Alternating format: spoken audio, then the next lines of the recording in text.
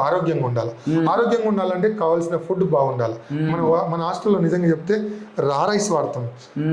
నేను కూరగాయలు కూడా నిజంగా చెప్పాలంటే నేనే తీసుకొని నేను అక్కడ పోయి నేను ఓకే చేసిన తర్వాత కూరగాయలు వస్తాయి.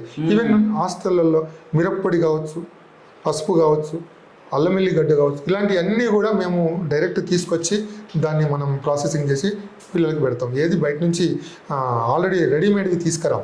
సో ఇవన్నీ మంచి ఫుడ్ ఇచ్చి పిల్లలకి ప్రాపర్ నేను అందుబాటులో ఉంటే ఏంటంటే నాకు పిల్లలకి ఏదైనా హెల్త్ పరంగా ఇష్యూ అయిందంటే ఫస్ట్ తీసుకుపోయి హాస్పిటల్ వేయాలా, ఎవరున్నా లేకపోయినా ఇబ్బంది అయితే నేను అందుబాటులో ఉండే ప్రయత్నం చేస్తా.